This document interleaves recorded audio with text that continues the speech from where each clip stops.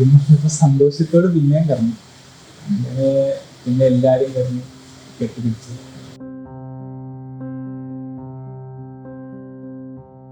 ഞാൻ വിചാരിച്ചു ഫെയിലായി, എല്ലാം പോയി, പിന്നെ പഠിക്കാനിരിക്കും, പിന്നെ ടൈം ഉണ്ടാവില്ല, അങ്ങനെയൊക്കെ വിചാരിച്ചു.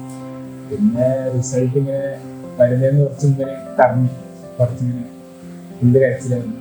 അങ്ങനെ എൻ്റെ അമ്മ അപ്പനൊക്കെ പറഞ്ഞിട്ട് സമാധാനമായി പിന്നെ വന്നു. അങ്ങനെ കിട്ടിയത്.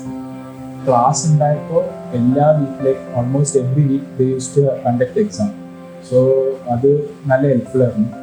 പിന്നെ എക്സാമിൻ്റെ ഒരു വീക്ക് മുമ്പ് എനിക്ക് പ്രോസസ്സ് എങ്ങനെയാ, എക്സാമിൻ്റെ പേപ്പേഴ്സ് എങ്ങനെയാണ് എഴുതേണ്ടത്, അതിനൊക്കെ സജഷൻസ് ഉണ്ടായിരുന്നു. പിന്നെ ഗ്രൂപ്പ്സ് ഒക്കെ ഉണ്ടാകും കുറേ എല്ലാ സബ്ജക്റ്റിനും. പിന്നെ ടിപ്സ് ഒക്കെ പറഞ്ഞു തന്നു. അങ്ങനെ പിന്നെ രേവതീൻസ് ഉണ്ടായിരുന്നു അവിടെ. പിന്നെ പുള്ളിക്കാർക്ക് ഫുള്ളിങ്ങനെ ലാസ്റ്റ് മിനിറ്റിൽ നമുക്ക് ക്ലാസ് ഒക്കെ കണ്ടക്ട് ചെയ്തു. ഓഡിറ്റിങ്ങിന് കുറച്ച് ദിവസം ഗ്യാപ്പ് ഉണ്ടായിരുന്നു.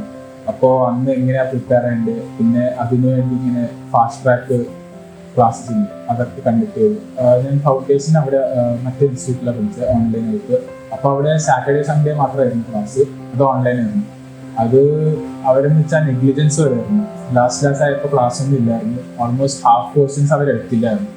അങ്ങനെ പിന്നെ അത് ഞാൻ തന്നെ പഠിച്ചിട്ടാണ് ക്രാക്ക് ചെയ്തത്. പിന്നെ ഇവിടെ വന്നപ്പോൾ അങ്ങനെയല്ല, like fully classes almost 3 months before the exam അവർ കംപ്ലീറ്റ് ചെയ്തു. അച്ഛൻ ഫുൾ സപ്പോർട്ടായിരുന്നു. അച്ഛൻ ഒരു ദിവസം മുന്നേ പറഞ്ഞു നീ പാസ്സാവുന്നു. പക്ഷേ എനിക്കിങ്ങനെ ഉള്ളിൽ പേടിയുണ്ടായിരുന്നു. പിന്നെ ആ ടൈമിൽ അച്ഛൻ പുറത്തു പോയായിരുന്നു. അപ്പോൾ ഞാൻ അച്ഛനോട് പറഞ്ഞു അച്ഛൻ റിസൾട്ട് നോക്കണം, എന്നിട്ട് ഞാൻ പാസ്സായാൽ മാത്രം പറഞ്ഞാൽ മതി. പക്ഷെ അച്ഛൻ അങ്ങനെ ചെയ്തു.